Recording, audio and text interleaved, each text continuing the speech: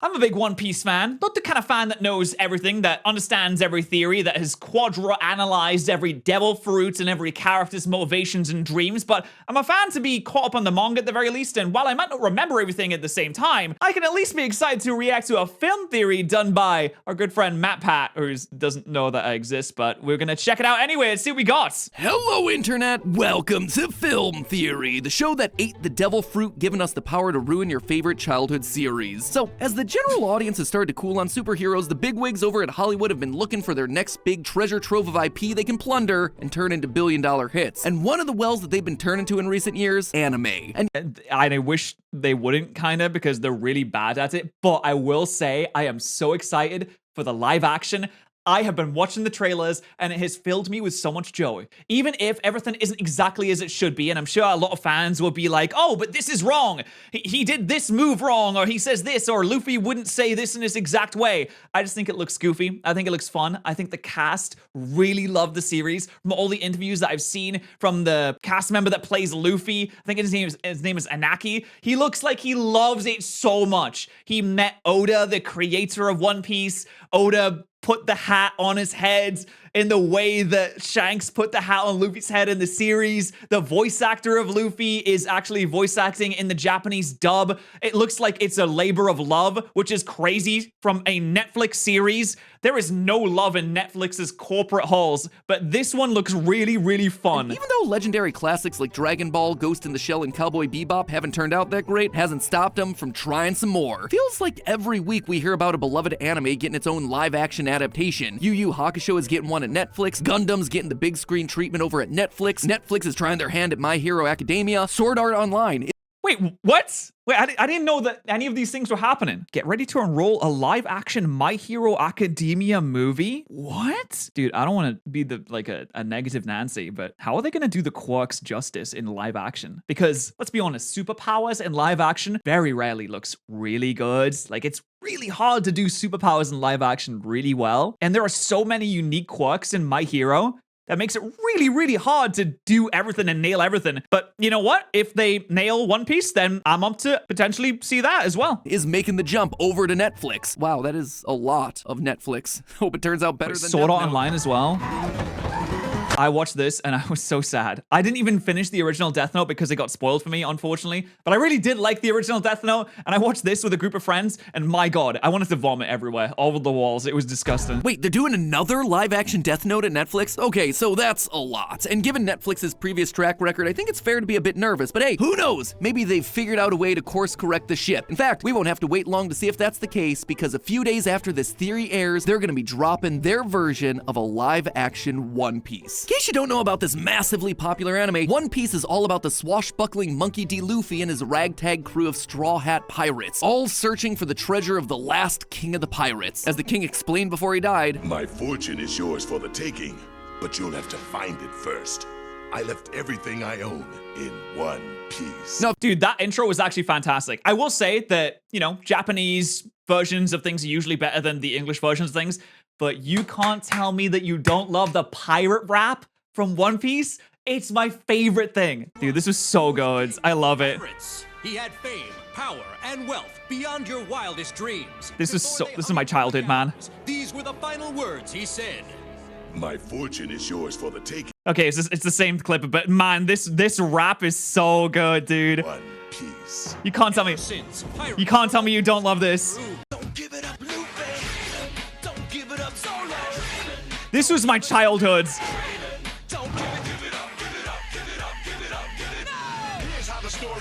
Okay, I can't play the entire thing, so I absolutely will get copyright claimed, but when I saw this when I was a kid, I was like, dude, this is the greatest series on the planet. I didn't watch the entire thing, but I remember very vividly watching the episode where Sanji is stuck on a rock with only a small bag of food, and he has his savior on the other side of the rock. I remember that so vividly because the freaking pirate rap is on it. It was so good. Wait, no, it's... Oh, no, stop playing that! Stop playing it! Oh, you sweet summer child, you're so wrong. One Piece is one of the world's longest running anime, with over 100 manga volumes, 1,000 episodes, and a quarter century's worth of content, with no real signs that they're gonna be stopping anytime soon. Gotta be real here with you, loyal theorists. We've been wanting to cover One Piece on the channel for a long time. but I'm gonna guess that he says that he didn't cover it because there is a legion of One Piece fans that would immediately execute MatPat if he made any errors, because there are subreddits completely filled to the brim with people that analyze every single chapter, every interview that Oda has ever done, that go power scaling One Piece characters for some reason, even though the creator says that, I don't really care about power scaling, that's kind of dumb actually. And One Piece is a very loyal fan base. I'm not gonna be the kind of person here that sits there and analyzes everything he says and, oh, if you get anything wrong, I'm gonna be really pissed off, but you know, I'm interested to see what his whole theory is. There's just so much that you have to watch and read to cover your bases. Watching the anime alone would take you over 17 days straight with no sleep and no bathroom breaks. I knew someone in a server that I'm in, a Discord server, that read the entire One Piece manga in 8 days, which is about 125 chapters per day. That is insane. From that alone, I was really skeptical when Netflix announced that they were making the show, but after seeing the trailer, Me too. I've got some cautious optimism. I'm Monkey D. Luffy, and I'm gonna be king of the pirates. Here's hoping they stick the landing. I hate how every trailer has like this Marvel thing. They always use the same type of music. They always do the same type of phrasing. Like, I'm this, and I'm gonna do this. And it's like, bing. At the end, it's always the same kind of music, and it like builds up to a certain point. It's so formulaic, but even though it's so formulaic, I still like the One Piece trailers. But with this Netflix adaptation coming along and basically asking what if The One Piece! The One Piece is real! I got some cogs turning in my head. Yeah, what if the One Piece were real? And by that I mean, what if the world of One Piece were real? This is a franchise with an incredibly unique setup in a world that is instantly recognizable. So what would happen if we applied real-world science to it? That's right, friends, we're doing a certified theorist classic today. If this thing were real... Okay, it is worth remembering that the One Piece world doesn't actually have real-world science, and that it's definitely a different size to the real world. Apparently, the One Piece world is like 2.7 times the size of our world, which is insane.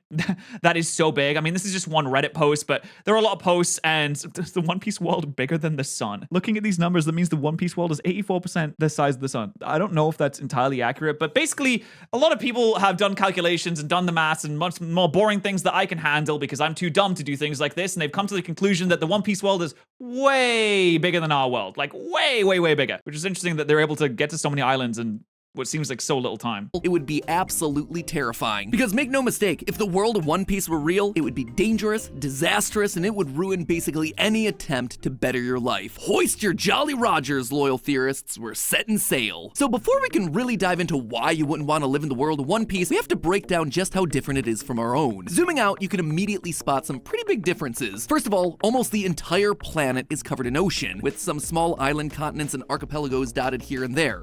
Yeah, apparently there is millions of islands in the One Piece world, which kind of makes sense because I realized just recently that there is thousands of islands dotted around just Japan in our world. And our world has mostly large continents of land masses that stick together and are quite large. So if we have that, the One Piece world is bigger than us and just is made up of mostly islands, then yeah, it's gonna be freaking millions of islands. That's gonna be insane. On the real planet Earth, with all of our massive continents, about 70% of the planet's surface is water. So for the world of One Piece, we're talking closer to 90%. The biggest landmass is undoubtedly the Red Line, a very long, very skinny continent of red rocky mountain jutting out of the ocean, which runs all along what's basically the prime meridian of the planet. Because of this, One Piece's oceans are split into 5 main bodies of water. The 4 biggest are the North, South, East, and West Blues, basically separated into the 4 hemispheres of the planet. But the 5th body of water is actually the most important, the Grand Line, a wide ocean stream that wraps around the entire equator of the planet. This stretch of ocean is incredibly perilous and often called the most dangerous in the world. Normal compasses don't work here. Currents and weather are erratic and extreme, and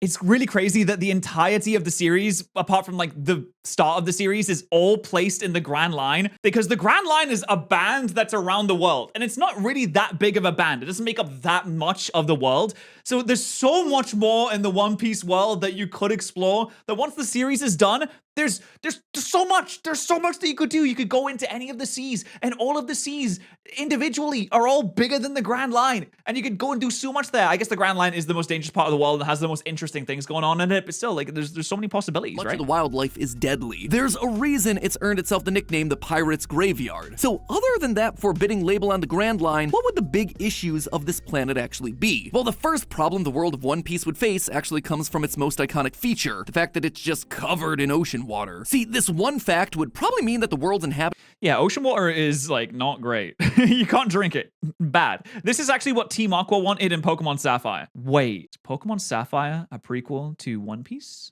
don't have time to fight over who's gonna get the One Piece first, because they're too busy fighting over another more essential resource, one required Drinking water? to survive, water. Fresh water. I'm sure I don't need to tell you, ocean water, not safe to drink. All that salt is not gonna give you a good time. In the real world, fresh water only makes up about 2.5% of the planet's total water supply. And That is insane. That's nothing. Oh my god. that already minuscule percentage, most of that is trapped in the atmosphere, in ice caps, or is so deep under Earth's surface that it won't see the light of day.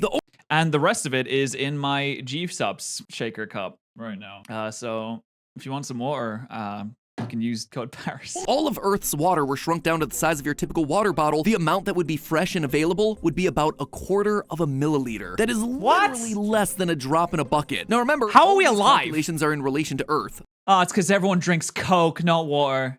No, there's no water in Coke. What are you saying? Planet that has 30% of its surface covered in land. Land that has massive lakes and rivers. And even we still have freshwater shortages. Now, take away all the continents, the Great Lakes, the rivers, the streams, and replace it all with even more giant oceans full of undrinkable salt water. People are going to struggle. Sure. I feel like there are ways in the One Piece world that people have adapted to actually use seawater to turn into drinkable water, because if it's such a massive issue and if there's so much seawater in the One Piece world, it just makes sense that you would eventually adapt to just be able to process that into normal drinking water in like a factory of some kind. But I mean, I don't know. It's probably explained somewhere in the series. I just don't remember it. Some islands in One Piece probably have fresh water. Obviously, real-world islands like those in Hawaii have plenty of fresh groundwater reserves and local spring water, but those can run dry, and pumping wells near coastlines put you at a massive risk of accidentally sucking up ocean water.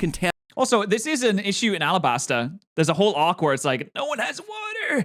We have no water. There's a whole thing in the Alabasta. You ever notice how so much of the West Coast is incredibly green? Basically running from Canada all the way to central California. Gonna be honest, I thought that was just because it was next to the sea. And I'm like, oh, water equals vegetation, because of course it would. But that's dumb because it's freaking seawater. That doesn't really necessarily mean vegetation. See, there's basically a permanent breeze flowing into North America from the Pacific Ocean until it reaches the Cascades and is suddenly deflected up. That rapid upward movement forces the moisture carried by the wind to condensate, making a bunch of rain and creating an ecosystem that's fit for a bunch of plant growth. This is why cities in the Pacific Northwest are so famously rainy, and why the forests there are so abundant. But on the opposite side of the mountain range, you have the opposite effect. Since all the Yeah, and then you have areas that kind of look a little bit like Alabasta. And then you have, for example, things that can make it rain. There is a very restricted item in Alabasta that can cause rain. This is early on in the series, so it's not really that much of a spoiler, and I'm not going to go into detail, but there is something you can use. It's not really supposed to be used because it takes water from somewhere else and places it where you are. But there are ways that you can make rain. Moisture was taken out of the air by the mountains. The ecosystems are much drier and hotter on the other side. The phenomenon is fittingly known as the rain shadow effect, since the mountains are casting a metaphorical shadow where there's no rain on the far side of the range. So now let's apply Science what is we just crazy. talked I about. had no idea about any of that. I even did geography when I was in school, and we learned about erosion. We learned about fjords. Never about the rain shadow effect, which is kind of sick. World of One Piece. Since the red line is basically a giant ring of incredibly tall mountains, it's going to cast an equally enormous rain shadow. Since the Grand Line ocean current travels from west to east, then we would expect the wind to also be hitting that western side of the red line mountain range, making the eastern side of the red lines devastatingly dry. And wouldn't you know it, but that's exactly where our intrepid Straw Hat heroes start their adventure. The first 6 arcs of One Piece's story take place in the East Blue Ocean, and eventually end up at the red line. So if this planet were even somewhat realistic, every single island they visit at the beginning of the show would be an arid desert wasteland, where there just isn't a lot of water and rain for life to take hold. And hey, it gets even worse from there when you...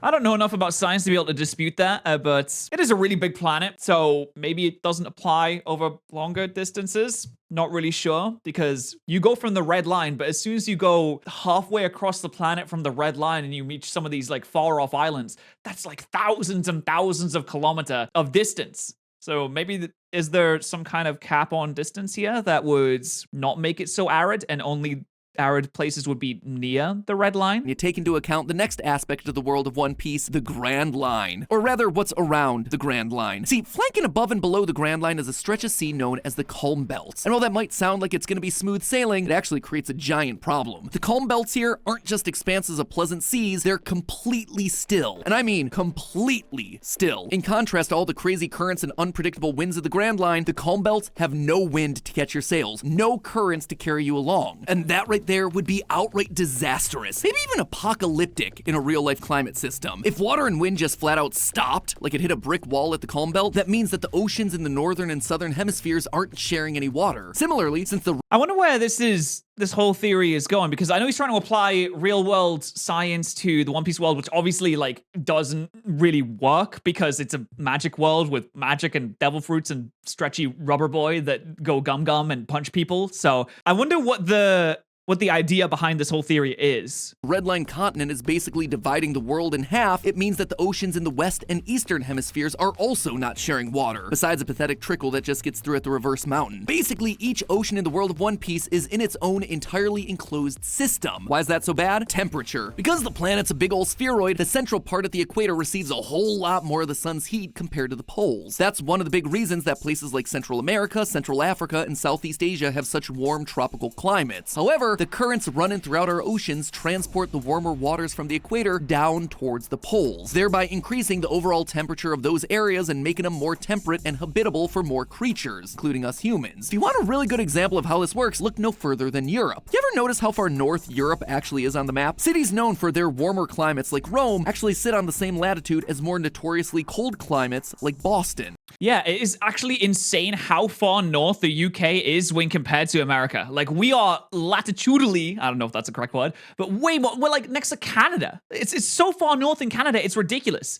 Which is why our nights during summer are really short. The sun will set probably at like 9, sometimes 10 p.m. at the height of summer. And then when it comes to wintertime, the sun will set at like 3 p.m., which is incredibly depressing. But it is kind of ridiculous how far up we are and compared to some other countries. And that also affects things like humidity and temperature and weather and things like that. Europe is able to maintain a warmer climate in part thanks to these ocean currents. So if those currents were to just somehow stop, large parts of Europe and North America would likely experience incredibly long periods of freezing conditions, devastating trade and agriculture in those areas. Now apply this to the— Okay, the Calm Belt isn't necessarily that big though. Like, we have it this size on the map, but that doesn't mean it's necessarily like one for one. It is exactly this size in the real One Piece world as well, because I feel like it might be smaller than that. The Calm Belt might just be like a very thin strip that is represented as larger on a map so that you can actually tell where it is. World of One Piece. The warmer waters inside the Grand Line are essentially trapped inside the Grand Line. They can't be distributed to the northern and southern parts of the world. That would, in essence, make those parts of the globe permanent Arctic wastelands, unfit for most habitation, let alone any tropical island pirate adventures. Now, all of this is awful, and if One Piece were anything remotely close to realistic, this paints a picture of a devastating hellscape. Basically, Sure, okay, so we're just saying that the One Piece world would be apocalyptic obliteration and everyone would die if it was real, but it's not real. In the same vein of like, Goku can't actually do a Kamehameha. half the world would be desert, a lot of the northern and southern hemispheres would be frozen over, and there would be very few resources across the board to sustain any sort of population. The long and short of it, the world of One Piece is totally messed up. Not only would the way the world is built result in something completely unlivable for a huge percentage of the surface, but the natural phenomenon that we see coming from the Grand Line don't only make it dangerous for sailing, it also completely destroys any possibility of technological advancement on that planet. Things would basically be stuck at the technological level of the Industrial Revolution or just before, which, hey, If it was realistic, which it's not, and we've seen, you know, some spoiler for, I guess, some of the later series as well. We've seen that there has been technological advancement quite a bit in some of the areas of the One Piece world, which is harder to distribute to other places because it's really hard to reach islands, which is why if you create some crazy technology in one place, it's really hard to get that technology to all the places in the One Piece world because it is so big and the Grand Line is so turbulent, it is so risky to get around, and you have to traverse the Calm Belt and things like that. Like, you can get really good technology in some places, but not a lot of places, and most places are pretty technologically held back because of that. There is even TVs in the One Piece world because we know that there is broadcasts that is broadcasts all over the place. But most islands seem to be in like a 1500 state of technology, where the old Pirates of the Caribbean style technology, but you can get some crazy up-to-date, they can get like robots. Frankie, one of the Straw Hats, is a freaking cyborg who just installs like technology and laser blasters into his hands. There's some crazy technology in this world. It's kind of weird, this dichotomy between some of the areas that are just like, oh, we don't have anything and we eat grass for dinner, and some places that are just like, oh yeah, we are in year 3000 technology and have everything we could possibly need and lasers, and we can do jetpacks. Hey, wouldn't you know it? That's exactly what we're seeing. In One Piece, everyone is basically just sailing ships around. Engines of any sort are exceedingly rare, and any sort of transportation or technology usually comes from the use of the weird wildlife on the planet or magical powers granted by the Devil Fruit. So, and also, technology is suppressed by the world government because they're trying to keep the people under their heel, which makes sense. Because if you don't want people to revolt, if you don't want people to learn how better things could be without you having control over them, then you control their access to technology. You control their access to information as well, in the style of like North Korea. You know, they're pretty not technologically up to date with some countries nowadays. They also really suppress the flow of information as well. So even though they do have these worldwide broadcasts, the worldwide broadcasts are usually done by people that are in the government. And most people don't have access to a lot of information. And even the newspapers in the world are like controlled in some way by the government because they don't want people finding out about certain things. So in reality, when you look at it, for as scientifically inaccurate as this world is, the end result is largely what you're seeing on screen. A bunch of people leaving their resource-starved island in hunt of something better. Hi diddle-dee-dee, a pirate's life for me. But hey, this is probably the most inoffensive theory that they could have done, because it just is saying, hey, if the One Piece world was real, it would not work. Which, yeah, I mean, most anime worlds wouldn't work if they were real. That's kind of why they're anime worlds. Let's see what we got here. A thing to note, the Grand Line does not lie at the equator. It crosses at a 45-degree angle. The poles are in the middle of the north and south blues, not the red line. Oh, okay. The researchers dropped the ball, as noted by everyone else in the comments. And there are entire continent-sized islands of desert alabaster, but sure, there are floating islands once populated by alien humanoids.